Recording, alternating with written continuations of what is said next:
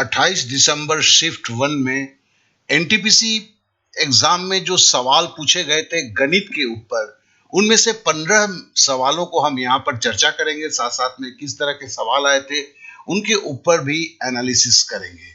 और देखिए, ये जो सवाल है मैं अपने स्टूडेंटों को पूछ पूछ के इन सवालों को एक जगह किया हुआ है, तो इसको आप बेस्ड ऑन मेमोरी कह सकते हैं। तो चलिए शुरू करते हैं। तो सबसे पहले अगर हम चीजों को देखना शुरू करें तो एग्जाम में जो आए हुए थे, देखिए सिंपल इंटरेस्ट और कंपाउंड इंटरेस्ट के ऊपर जो है वो 2 सवाल आए हुए थे।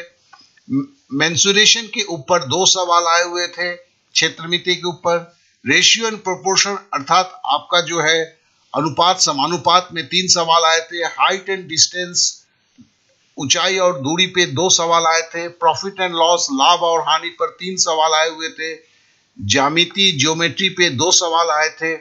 नंबर सिस्टम पे 4 सवाल आए थे। सिंप्लीफिकेशन सरलीकरण में 3 सवाल आए थे।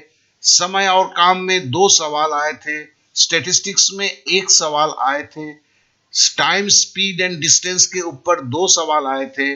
औसत के ऊपर 1 सवाल पूछा गया था। और डीआई जो है डाटा इंटरप्रिटेशन टेबुलर में 3 सवाल पूछे गए थे। और सारे सवाल आसान थे, थोड़े से सवाल में हल्के से ट्विस्ट थे, लेकिन अगर सब मिलाकर बोला जाए तो सवाल काफी ही आसान थे। इस तरह से ये 30 सवाल पूछे गए थे। तो आप भी जानते हैं कि इन 30 सवाल के ऊपर जो है काफी सहज और सरल था। और इसके ऊपर 13 चैप्टर से ही ये सारे सवाल पूछे गए थे। तो इन 13 चैप्टर के ऊपर उसके बाद का भी अगर बोला जाए तो सब में भी देखा जा गया है कि इन 13 चैप्टर पर ही सवाल पूछे गए थे। चलिए अब आगे बढ़ते हैं, एक एक सवाल को करने की कोशिश करते हैं। तो सबसे पहला सवाल है, देखिए एक मेज का क्रय मूल्य और अंकित मूल्य का अनुपात 3:4 है। अर्थात हमने क्रय मूल्य को जो है 300 रुपया ले लिया, विक्रय मूल्य ये अंकित मूल्य को 400 रुपया ले लिया। तो और बोलता है कि यदि 15% की छूट दी जाती है, अब 15% की छूट दी जाती है तो मतलब 85% पैसा लिया गया। तो इसको 85/100 लिख दिया। 400 गुने 85/100 बराबर 340 हुआ। तो मतलब है कि बेचा गया 340 में 400 के जगह पे, खरीदा गया 300 रुपए में, तो 40 रुपए का फायदा हुआ। खरीद भाव 300 रुपया था गुना 100। तो देखिए यहाँ पर जो है अगर हम करते हैं तो सुन्ना सुन्ना कट जाता है, 40/3 होता है। 40/3 बराबर होता है 13.1/3%, जो इसका आंसर है। अब अगले सवाल पे चलते हैं। यह सवाल है कि सबसे बड़ा उभयनिष्ठ विभाजक, मतलब ये एचसीएफ के बारे में बोला गया है। ज्ञात कीजिए 56, 216 और 28 को विभाजित करता है। तो मतलब है कि सीधी सीधी है कि इसने पूछा है कि 28, 56 और 216 का आप एचसीएफ निकालें।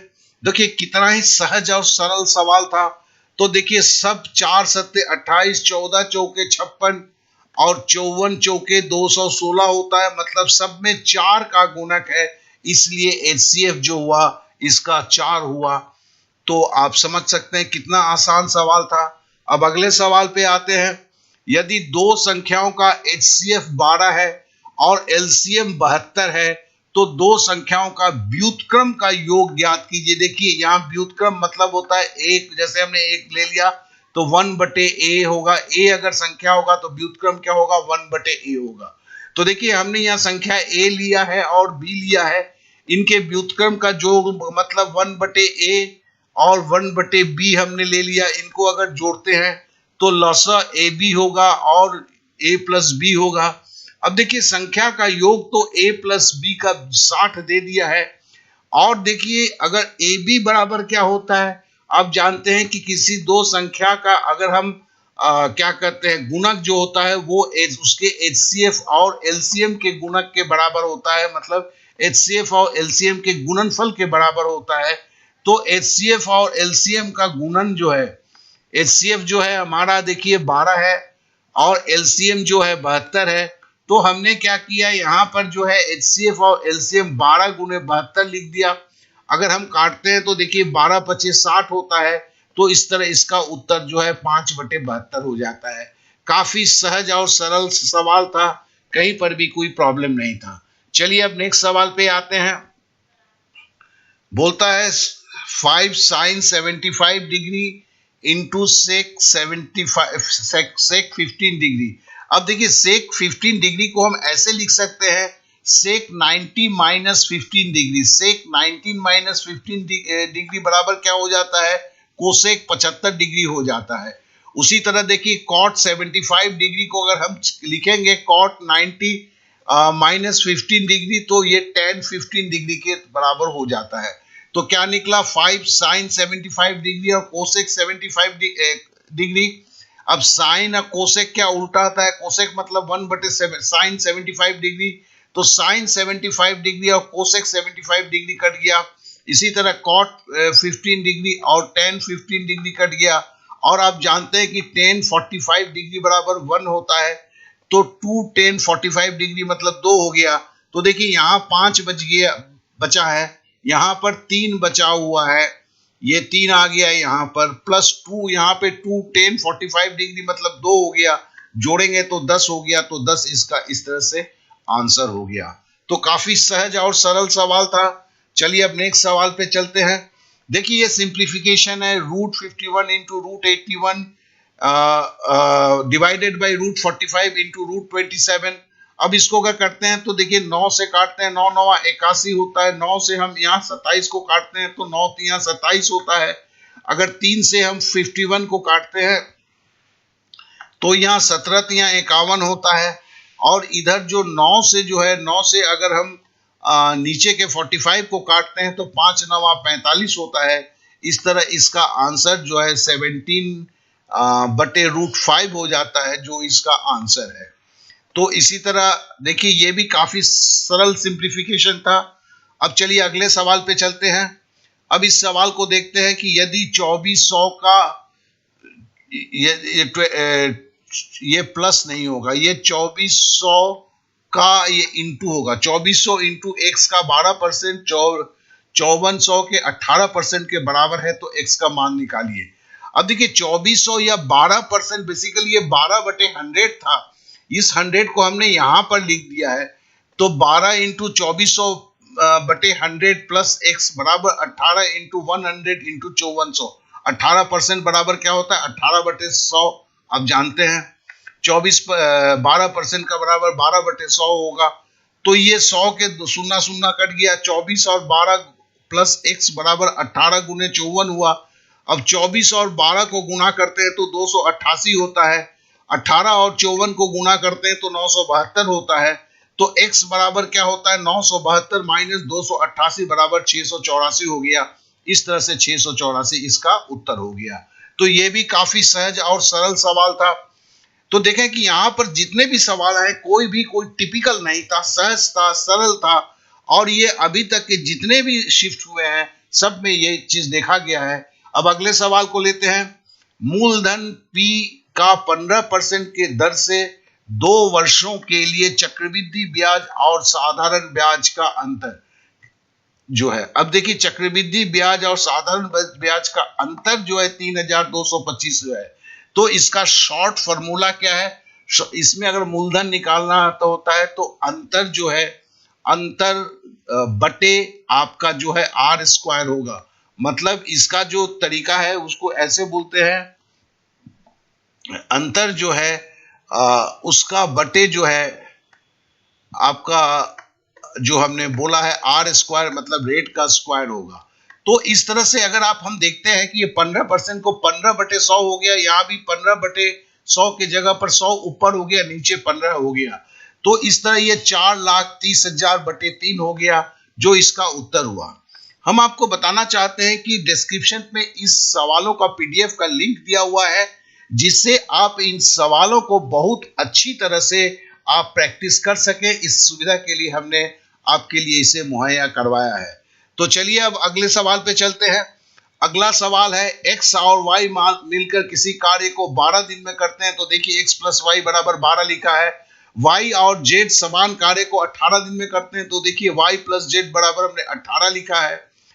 z और x समान कार्य को 15 दिन में करते हैं। z और x हमने 15 दिन में करते हैं।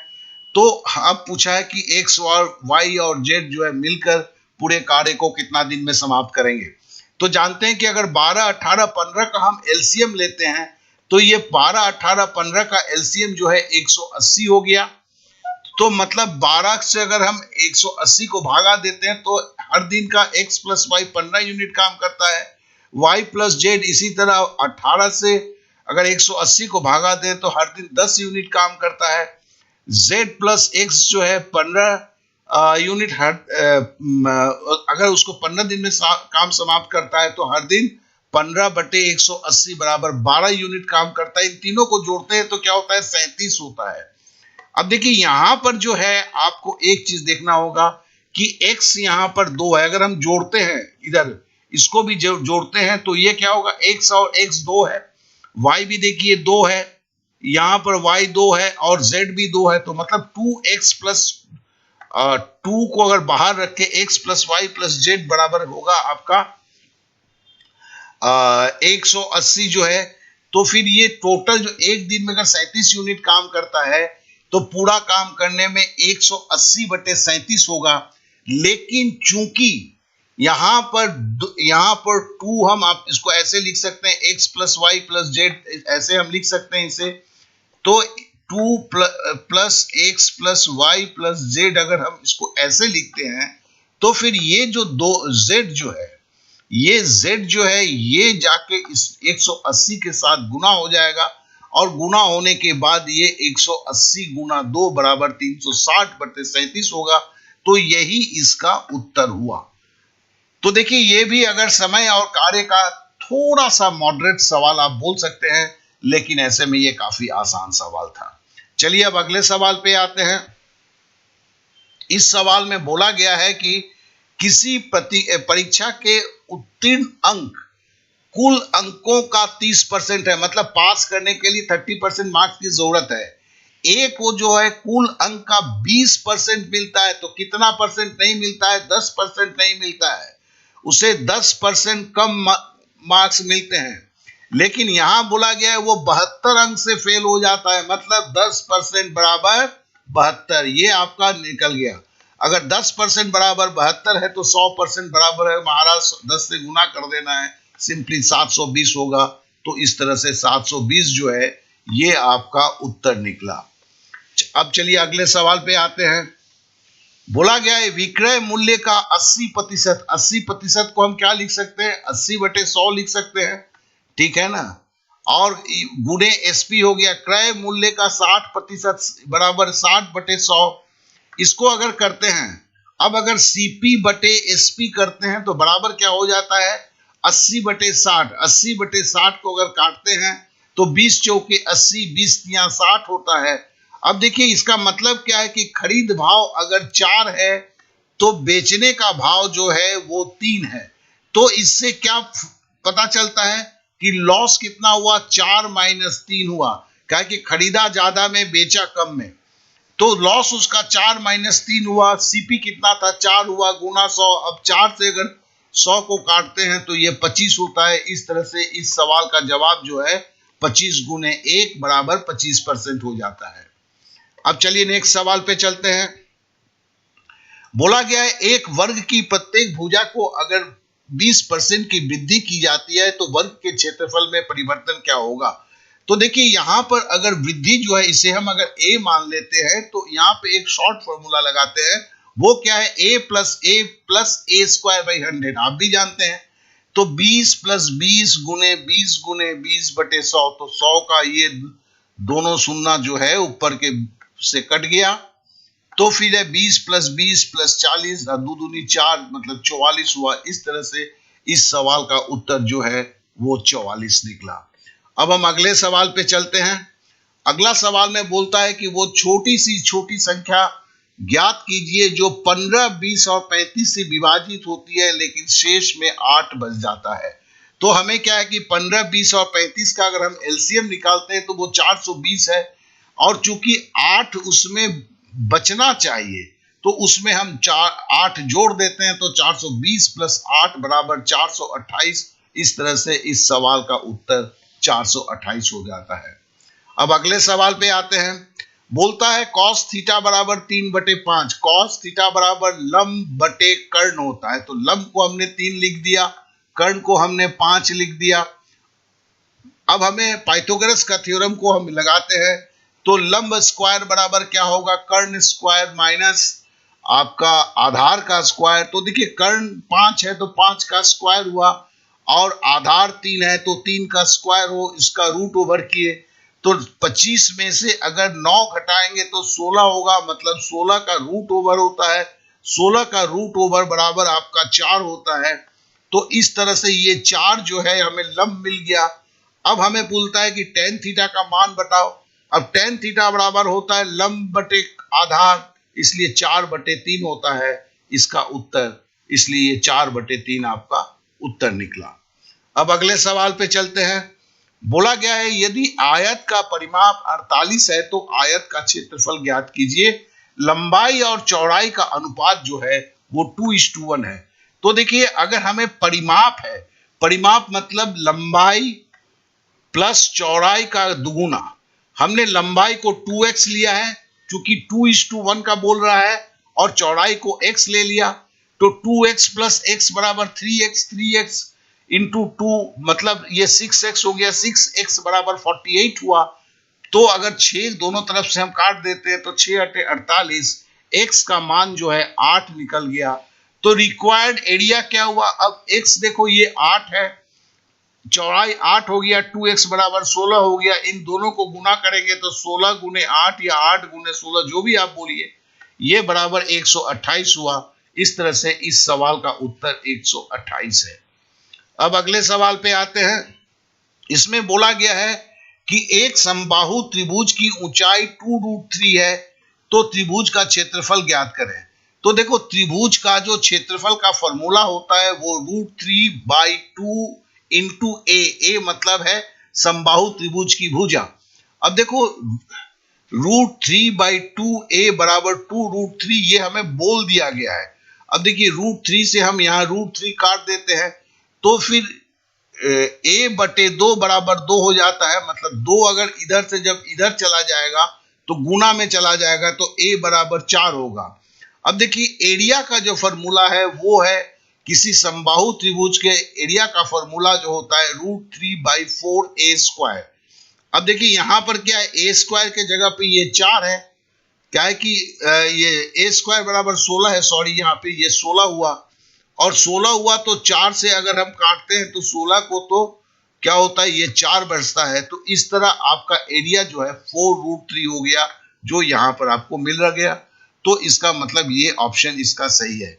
तो अभी तक हमने 15 सवालों को देखा। इन 15 सवालों में देखा कि ये सवाल कितने आसान थे।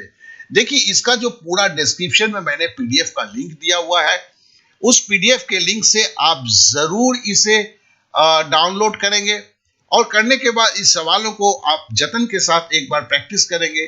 परीक्षा अब हर दिन हो रहा है तो ये काफी आपके लिए जरूरी है। आशा करता हूं कि ये वीडियो आपको सही लगा होगा, और इस तरह से आपकी तैयारी तक में हम आपकी सहायता करते रहेंगे। तो इसके लिए अगर आपने मुझे सब्सक्राइब नहीं किया है तो सब्सक्राइब करें और बेल बटन को दबाएं। आपने वक्त दिया इसलिए आप सभी को बहुत बहुत धन्यवाद।